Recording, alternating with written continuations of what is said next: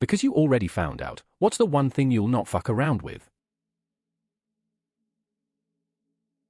Just because you climbed up something doesn't mean you can climb down.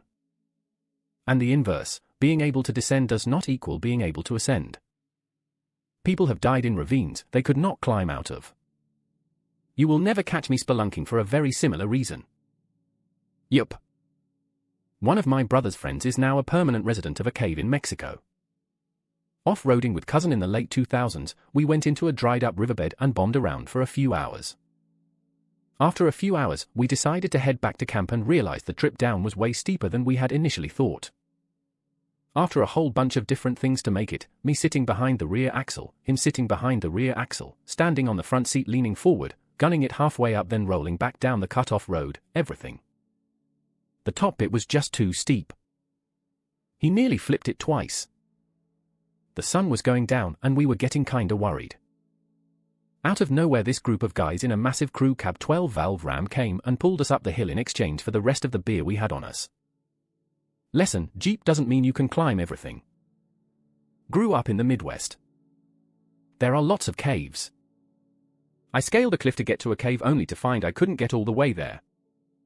I had to jump to a tree and nearly broke my leg. Turns out there was an entrance from the top. I hate heights to this day. Elmfow. Do not attach two very active dogs to the handle of a Razor scooter because you want to see if they'd be good sled dogs. Also, do not attempt to roll a blade while walking a dog that loses his mind whenever he sees a squirrel. I used to take 2 dogs on rollerblades and just go bat out a hell down our rural bike trail. Had a boxer and a husky, basically raced each other every time.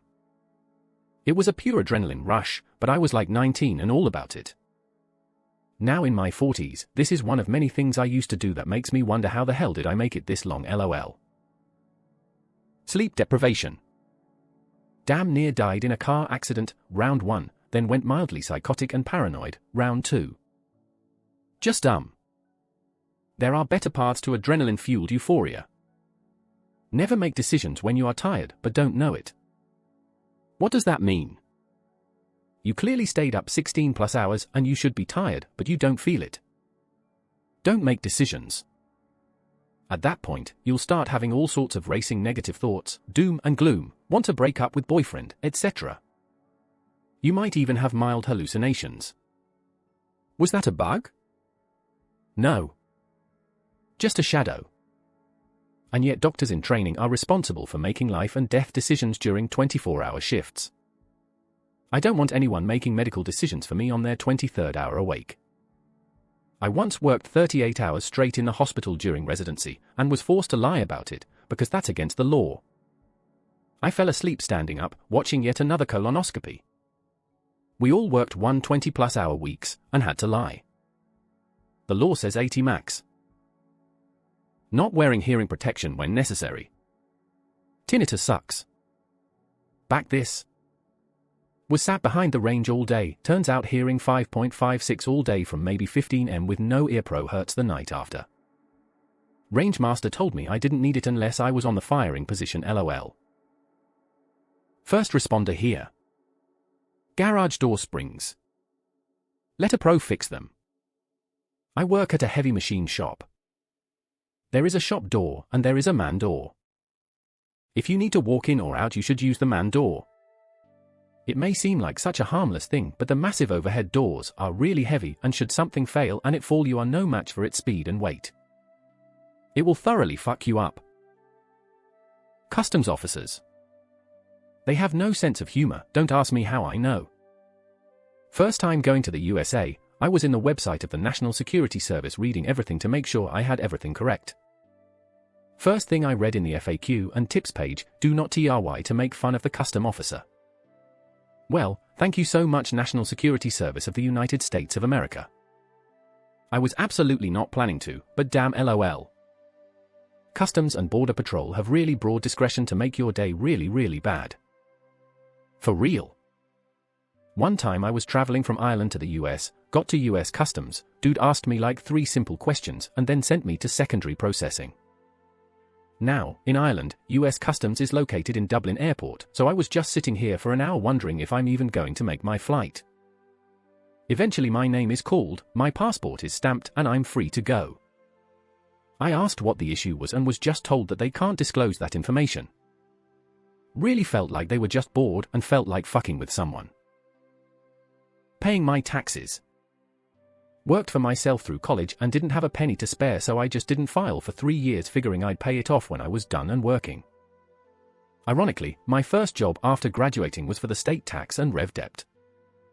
They figured it out lickety-split and gave me a month to make good. Paid some pretty serious interest and penalties and learned to never do that again. Did the same, found out the IRS is really helpful with payment arrangements and they make very sure you will regret missing a single payment. Oh yeah, we know how much you owe, we've always known. I'm altering the deal. Pray I don't alter it further. In ground yellow jackets. Pay the dude with the bee suit and the right shit to kill them safely. Ooh. Discovered a nest while weeding in a flower garden a couple of years ago. Got stung 4-5x before I got away. I tried a few things to get rid of them and had given up and was about to call for professional help when raccoons dug up the nest in the middle of the night and took care of them for me. About time those raccoons were useful. They dug up another nest in the middle of my lawn that I hadn't discovered yet, so it's nice to know they are still on duty. Inverted storm surge. This happens as a hurricane approaches a coastline.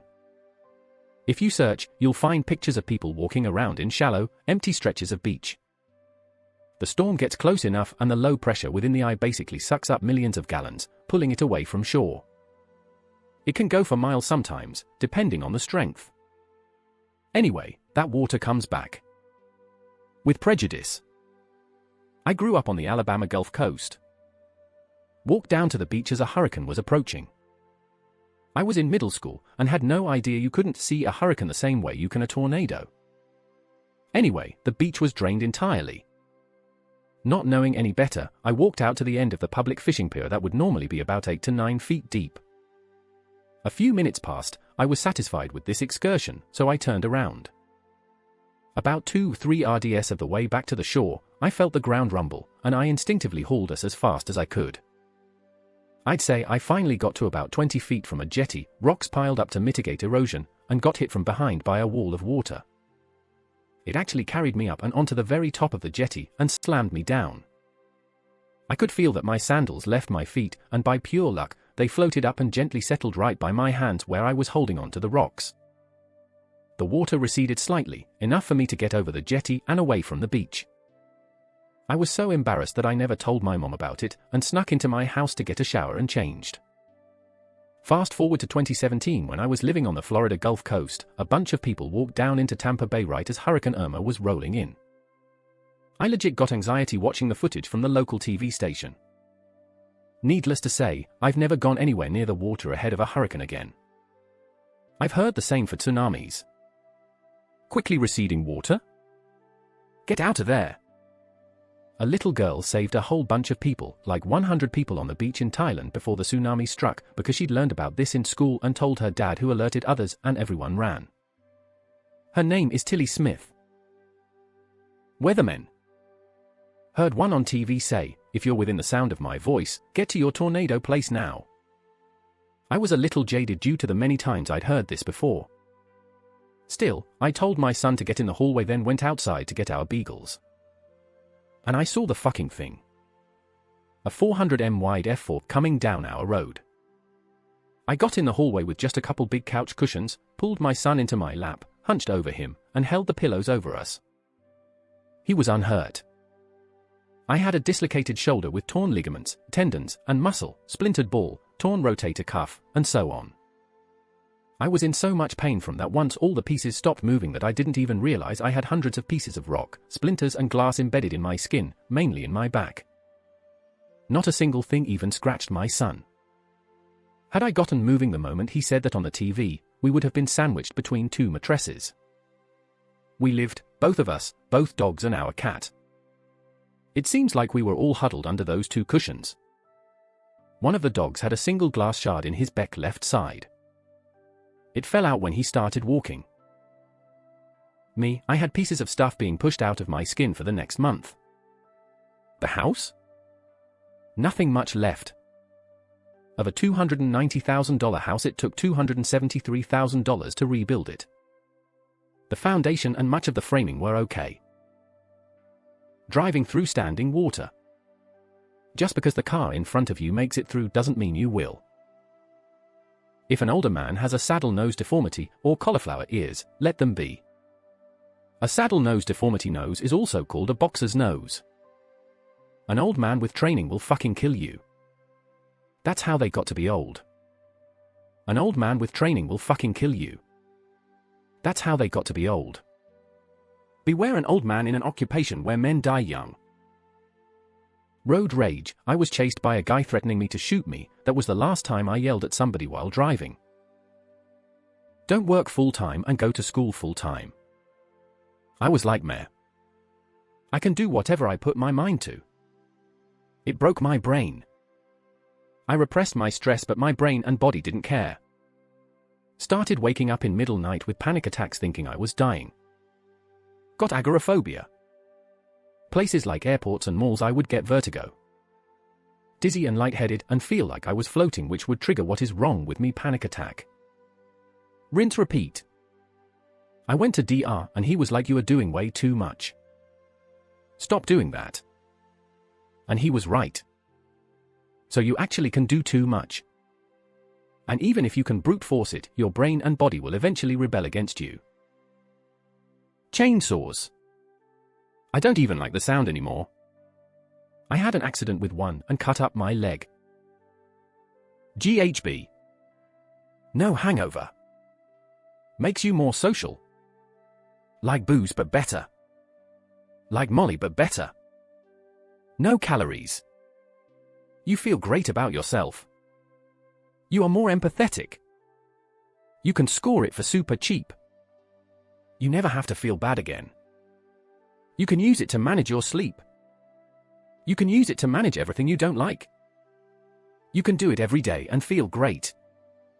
You can use it to sleep because you can't anymore because you're so addicted. You can use it 24/7 so that you don't go into DTs. You can use it after you have a seizure from doing it so much.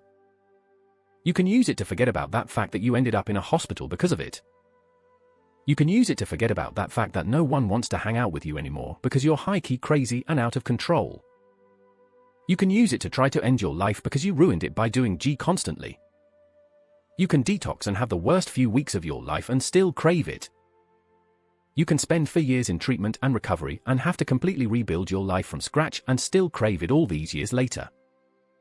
You can go through your life sober for years, but knowing that if you ever have another drop of it you will binge until you're very shortly thereafter dead. Are we still having fun? Horror aside, this is very well written. The exclamation suggests a euphoric mood, and it slowly shifts into mania. Regular checkups and screenings. Get the damn colonoscopy on schedule, get the skin check yearly. Get your prostate exam or pap smear. If you smoked or are high risk, get scans for lung cancer regularly. Talk to your doctor, find out what you should get and when, and follow the schedule. I have lung cancer, one of the 20% of people with lung cancer that never smoked, and the difference between the outcomes from stage 1 to stage 4 is literally life and death. Do not wait for symptoms, do not put off getting that weird mole checked. Don't fuck with the ocean. I got swept away by a wave while stupidly sitting on a rock too close to the water. I thought I was a goner and never to be found again, but then it got tired of me and threw me back towards some rocks like a used intimate hygiene tissue. Cars in snow. You ever seen a video where someone does a 360 in the snow and hits something? I did that and got lucky. The thing I hit was a curb. Dehydration and overheating. Being covered in ice in an ambulance and pissing black pee will change your perspective. Hiking alone in Iceland, being a confident hiker. Paraphrasing, the most dangerous hiker is a confident hiker. I got lost, didn't pack enough food and got caught on the side of a mountain. 20 people had to rescue me. Never again. Pedestrian safety. Was hit by a car crossing the street. After CPR on-site and coma in hospital, had to learn to walk and talk all over again. I triple check both ways.